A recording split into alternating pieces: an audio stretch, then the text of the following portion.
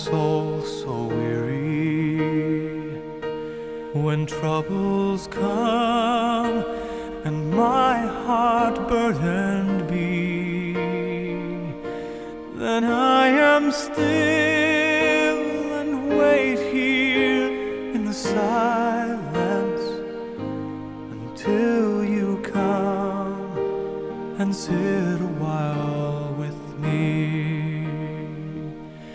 You raise me up so I can stand on mountains. You raise me up to walk on stormy seas.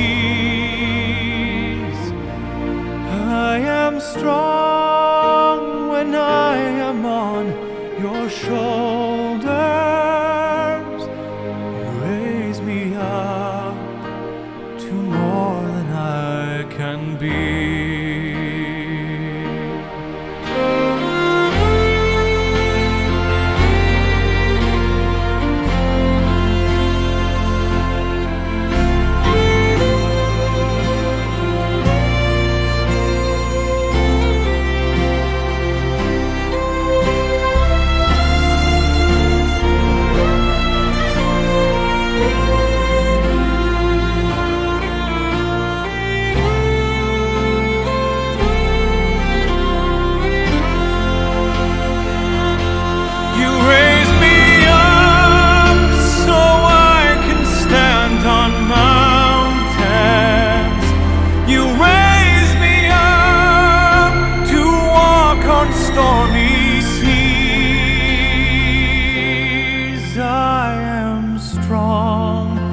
When I am on your shoulders, you raise me up to more than I can be.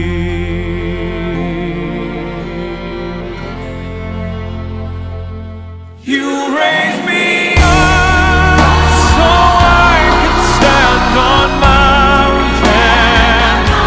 You raise me up to walk on stormy seas. I am strong when I am on your shoulders.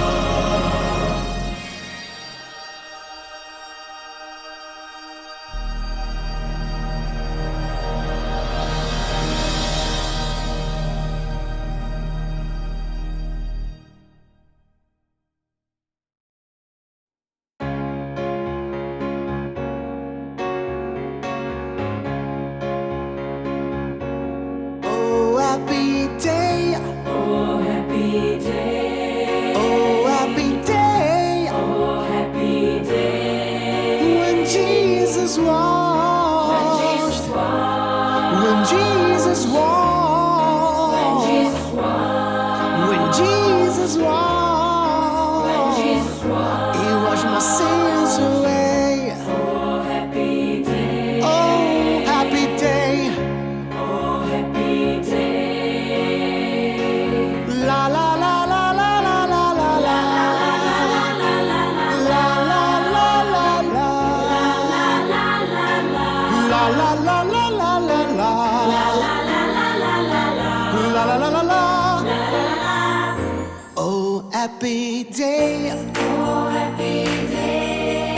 Oh, happy day. Oh, happy day. When Jesus walked. Jesus walked. When Jesus walked. When Jesus walked. When Jesus walked. Jesus walked. He washed my sins away. La la la la la la. La la la la la la la. La la la la la.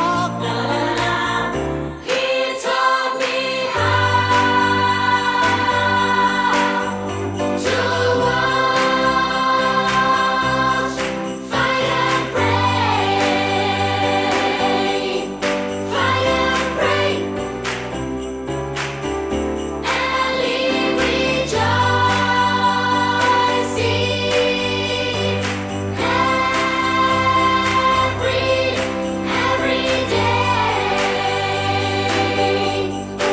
every day. Oh, happy day. Oh, happy day.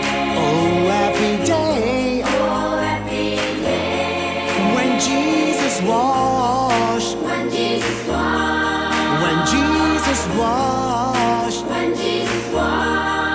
When Jesus washed. When Jesus washed. You washed my sins away. Oh, happy day.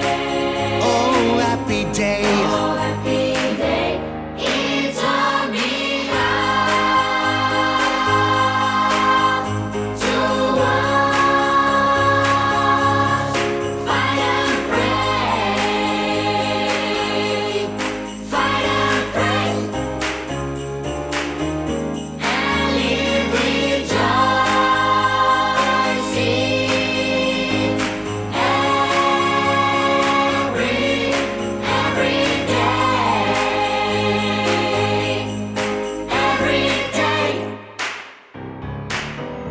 Oh, happy day. Oh, happy day. Oh, happy day. Oh, happy day. Oh, happy day. Oh, happy day. Oh, happy day. Oh, happy day. Oh, happy day. Happy day. Oh, Happy day. Happy day.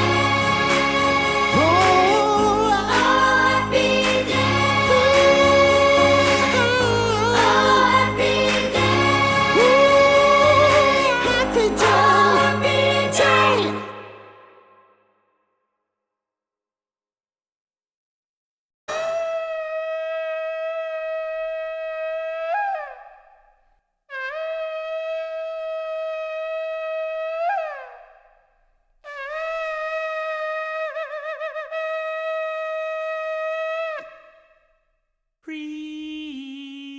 Prepare ye the way of the Lord. Prepare ye the way of the Lord. Prepare ye the way of the Lord. Prepare ye the way of the Lord.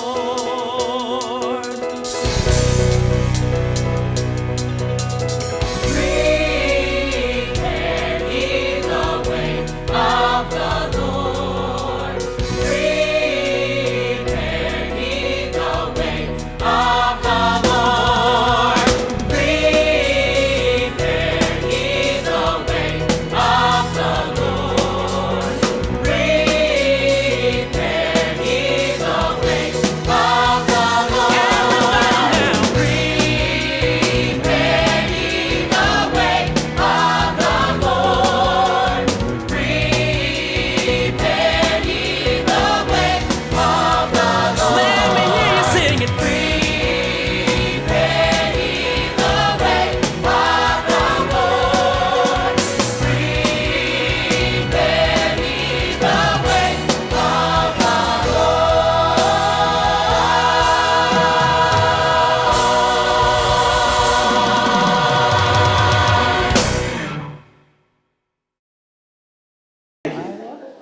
I put some things down on this piece of paper, and I'm just going to share a couple of them with you about the last 50 years. In the 70s, I realized that politics and the church go together much more than I ever thought. And the way I realized this is that I was a curate at Christ Church of the Ascension in Paradise Valley. And my very first Sunday, and this is before I was a priest, this was when I was a deacon, so it was about 51 years ago.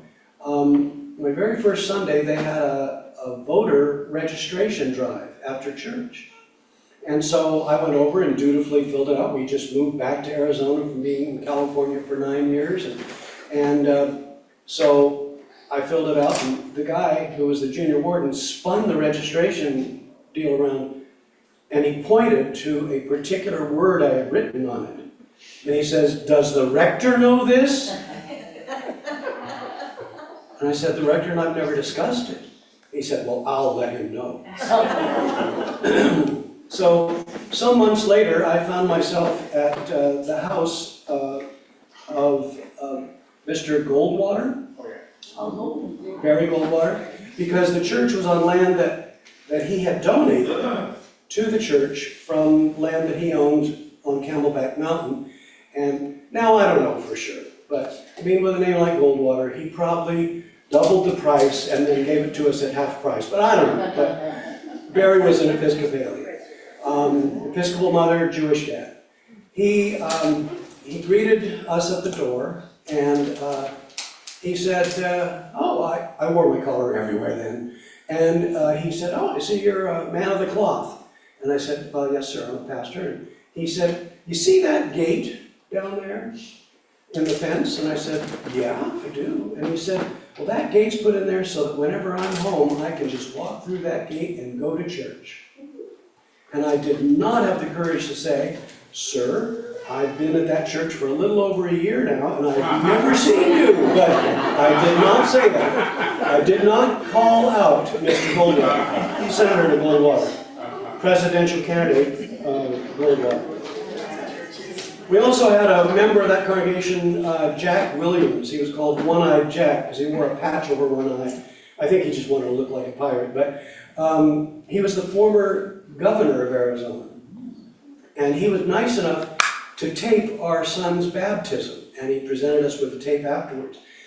I shared that with Dan, the rector, and he said, "Oh, well, yeah, he also will tape our sermons, and then he will present us with comments and notes on how we might have done better, what he would have liked to have seen." I said, "Oh, good, looking forward to that."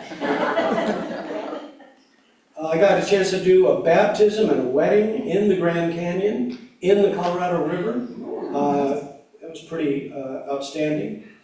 The first congregation that I served as a rector was St. Stephen's in Phoenix. They said they were in Scottsdale, but their P.O. box was in Scottsdale. They were really in Phoenix on the other side of the street. But they called themselves the Faithful Remnant. And that should have been a clue that maybe this was going to be a little challenging. Yeah.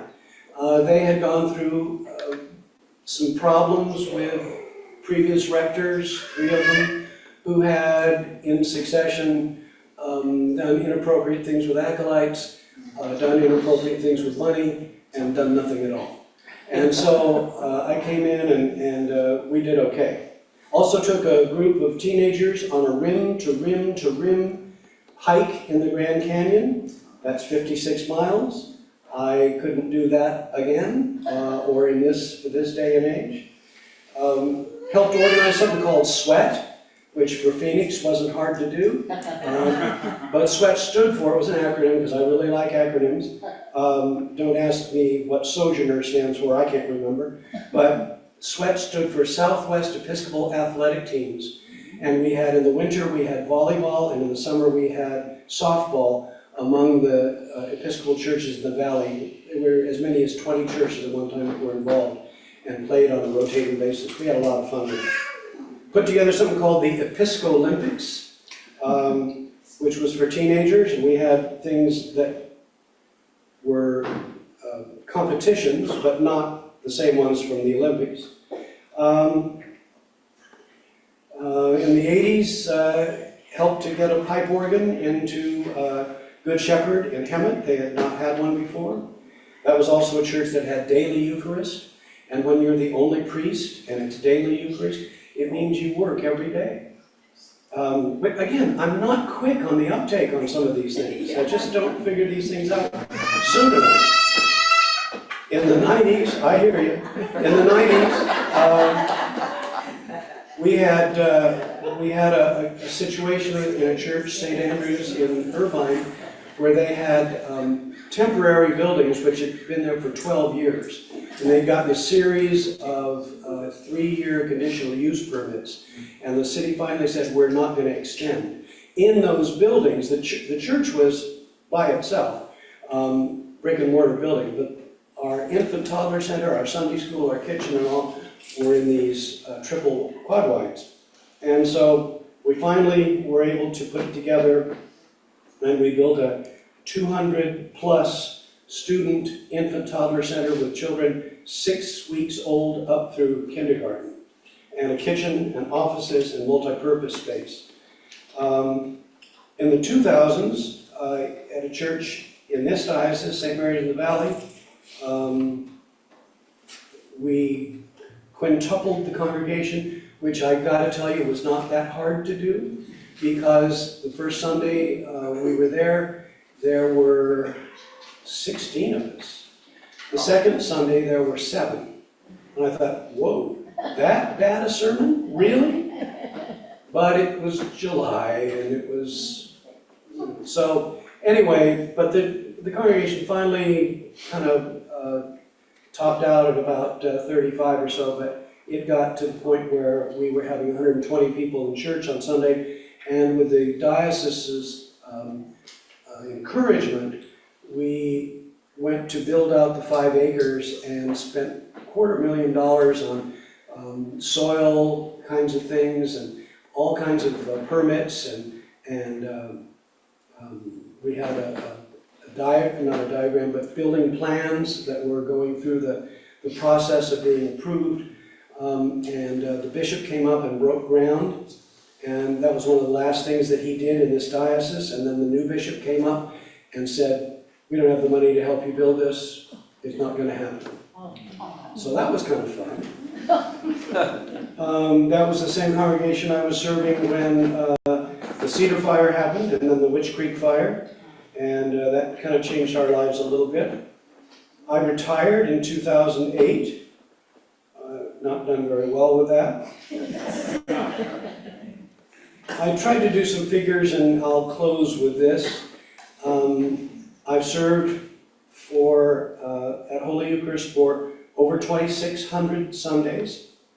Half of those were Sundays that had 2 services because of the weekday Eucharist at that one service, and others since then. I did about 4,850 weekday Eucharists. So, and with Holy Days, I've done about 9,000 Eucharists. You'd think I'd have the thing memorized, wouldn't you? Yeah. Done a little over 1,000 baptisms, 1,300 or so confirmations, including some of you here, some baptisms, some of you here. Weddings, over 700. Funerals, over 1,000. And in the years 87 to 89 at Good Shepherd and Hemet, I conducted 150 funerals in 3 years. They weren't all people in the congregation, but when you've been in a town for 9 or 10 years, you get to know a lot of people. It's a small town. People in the Rotary Club or people in the, start calling on you to do these things, and it was a real ministry for those 3 years. I've done extreme unction for over 300 people. Extreme unction is what in the Roman Catholic Church they call last rites. And it means you anoint people with oil and say prayers because they're near the time of death. I gave extreme unction to one man 5 times over a period of about 1.5 years. He would have these dips and his heart would just barely be working. And they'd say, this is it. Okay. Well, so I'd get there, his wife would call. I'd get there to the hospital, I'd anoint him, we'd pray. And then 2 days later she called, she said, he's going home, and I don't mean to heaven. So, fifth time was the charm. But, and I've attended about 110 actual deaths where I've been there when a person has breathed their last, and I've been there with their loved ones. And that is an honor to be allowed to do that with families and to pray with them and to console them and to have your own emotional feeling for those things and in a difficult way. At least 7 of those have been relatives of mine, and that is just never gets easier. And I'm glad. So, I do look at this as a collaborative thing. These are not my statistics, because none of these were accomplished without other people involved. We had a bishop in Arizona who, for a while the Trinity Cathedral was being retrofitted for earthquake issues, our congregation, St. Stephen's, became the diocesan center. And so the bishop was there, but irregularly. But he wanted to have a daily Eucharist. But it was a congregation, the Faithful Remnant, where people worked. There were no people who were retired or available all the time. So the altar guild would set up every day for him to have this service. And about 2 days a week, he'd actually have it. Well, one day, I saw him flying across the courtyard from the church to the diocesan offices, which were in what had been a school before that previous rector did inappropriate things with young people. But schools don't last when the rector has done things like that. So it was sitting vacant, so that's why it was so good to make it available to the diocese. He was flying across in his robes, and he dressed all up in all of his bishop regalia, and he called out to me, he said, "Leland, I set a record today." "What is that, Bishop?" "I did the Eucharist in 6 minutes." And I said, "And Bishop, who was there with you?" And he said, "I was by myself," but which is not supposed to happen. It's got to be 2 or 3 at least. And he said, "But as long as there's nobody there, I can really get through it." So I've never come close. Anyway, thank you. Let's sing our closing hymn and head next door.